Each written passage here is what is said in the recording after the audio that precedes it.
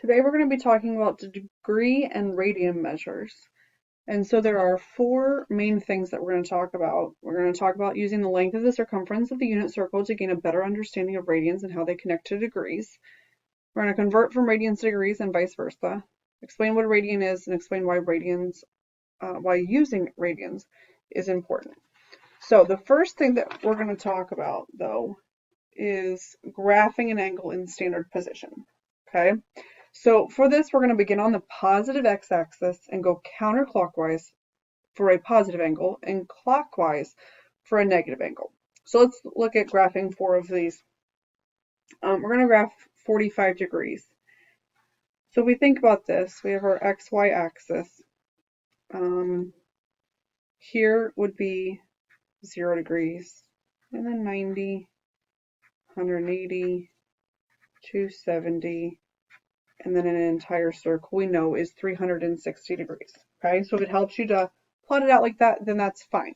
So 45 degrees, we're going to start on the positive x-axis, and since it's a positive angle, we're going counterclockwise. So we know that 45 degrees is halfway between 0 and 45.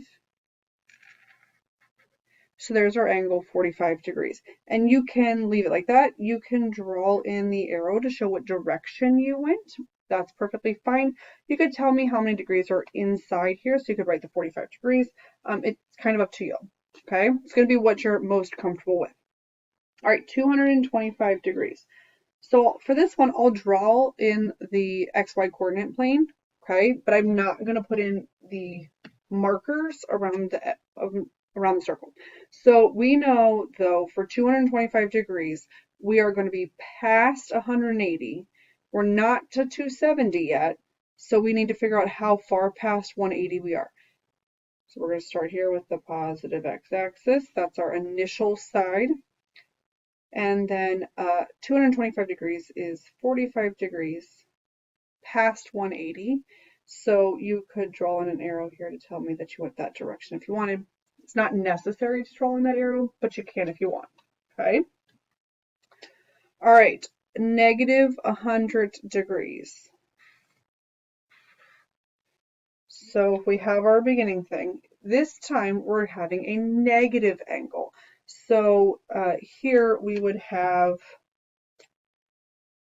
since we're starting, this would still be 0 degrees, but then this would be negative 90 going clockwise, negative 180, negative 270, and then negative 360 degrees, okay? So that's the only thing that's changing about this is what direction you're going. So we're still going to start with the positive x-axis, and then since it's negative 100 degrees, we're going to go clockwise. We know we have to go 10 degrees past that 90 degrees. And so then there would be negative 100 degrees. Okay, so you notice there I didn't draw an arrow at all to show what direction I went, and that's also perfectly fine. You don't even have to draw the XY coordinate system if you don't want. I think it's beneficial, especially as you're starting out, but that's up to you. All right, negative 180 degrees. So if we're here, our positive x-axis, and then negative 180 degrees is going this direction. So there's our angle, that straight line. The positive, or the x-axis, the entire x-axis is the angle negative 180 degrees. Okay, you notice I didn't draw any arrows there either to show what direction I went, and that's perfectly fine. All right, so the next thing is talking about radians. So degrees is like I'm going to say the English language in math, where that's what you're used to seeing, what you're used to using, what makes sense to you. Radians is just a foreign language in math. Now, I don't want that to scare you at all, but with this, radians, let's just say, is like Spanish. So there are ways to say things in English that you can translate into Spanish to make it make sense in a different manner. So what is a radian? Well, what word does radian sound like? Yeah, so it's got the same thing as radius. Okay, the radius, we're looking at a circle here. Okay, how many radians are in a full circle or a half circle? So what a radian is, if we have a circle, and here is the radius. If we take the length of this radius, okay, this length right here, and we put it along the outside of the circle. Now it doesn't go a full amount of times there, but in a full circle, we have 2 pi radians in a full circle. So going all the way around is 2 pi. So that's for full. That means that there will be pi radians, half of that, for half a circle. Okay, so 2 pi radians is an entire circle. So then what relationship is there between the radians and the number of degrees of an angle? That means that if we've got 360 degrees, that's equivalent to 2 pi radians. We want to figure out what 1 degree would be equal to. Well, to get that, we would divide both sides by 360 degrees here.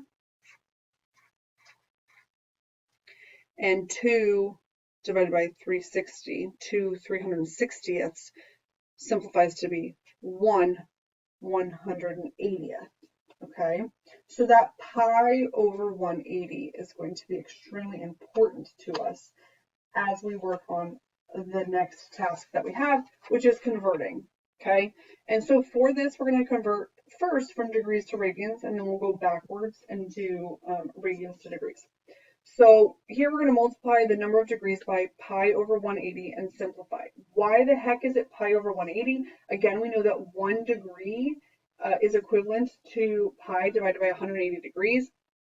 With this, when we multiply by pi over 180, those degrees go away. So we're no longer in degrees, now we're left with pi. And most of the time, I'm going to say 99% of the time, a radian is going to have a pi in it. There will be some situations where it's not there, and we're going to talk about one example of that, but here that's the case. So that means that we have 100 pi divided by 180. So we just need to simplify that fraction down. They both divide by 10, we know, but they actually simplify even more than that. They both divide by 20. So this would give us 5 pi divided by 9 is 100 degrees in radians. Okay, so this is English, this is Spanish. Okay, still the same thing, just a different way of saying it. All right, if we have negative 135 degrees, again, we want the degrees to cancel out. So I know that 180 needs to go on the bottom of my fraction that I'm multiplying by for my conversion rate, which means we're going to get negative 135 pi divided by 180. And then we're going to divide both of those. They both divide by 45. So 3 pi over 4 is your answer. And you may not jump straight to that. It could be the case that you notice that first they both divide by 5. And then you're going to notice that, oh wait, they both divide by 9 as well. That's kind of up to you and what you notice and how strong your math skills are. But eventually you need to get down to the most simplified answer. Okay? So the other thing that we're going to do here is going the opposite direction. So we're going to convert radians to degrees. So how do we know that they're radians? They're going to have pi in them, or it will say RAD, which stands for radians. So when we're doing this process, again, we still know that 180 degrees and pi are equivalent to each other. So that's just the same thing as 1. So we're allowed to use that. If I want the pi's to cancel out with each other, that's why the pi needs to now go in the denominator, so that pi and pi go away. So now we're just left with 180 degrees divided by 4. Well, 180 divided by 4 is going to give us 45 degrees. So you do need to make sure that you put the degrees symbol there in order to make sure that you're getting full credit. Okay, let's take a look at another one. Negative 2 pi over 3. We're going to convert that into radians. Sorry, that is in radians. Since it has pi, we're going to convert that into degrees. So you notice I started by putting the pi in the denominator because I want the pi to go away. Now for this, we're taking negative 2/3 times 180. You can do this different ways. You can take negative 2 times 180 and then divide by 3. That's fine. Or the way that I want to do this, I know that 180 divided by 3, because we can cross cancel here, would give me 60 degrees, and -2 times 60 is a -120 degrees. Okay, so -2 pi over 3 in radians is the same thing as -120 degrees. All right, this one's the tricky one. This is the one you're going to get to actually use your calculator for. So 7 is in radians, but what happened there is instead of having something like pi over 4, we actually took that pi, used the value of that, the exact value of that, and did the multiplication. So pi is already in this 7. Since 7 is in radians, we still do want the pi to be in the denominator. Now, there is no pi to cross off like we did in these other questions. That means that we're actually just going to have to do this math. Okay? So we're taking 7 times 180 divided by, and we're going to use the pi button, and that's going to be, you're going to hit second and then the caret. And you actually want to use pi for this, not an approximated answer, the actual thing. And then after that, we're going to round it to the nearest thousand. So remember, that's 3 decimal places. So 7 radians is the same thing as 401.07. That would just be a 0 there, so we don't need to put it degrees. Okay, do not forget to put your unit with things.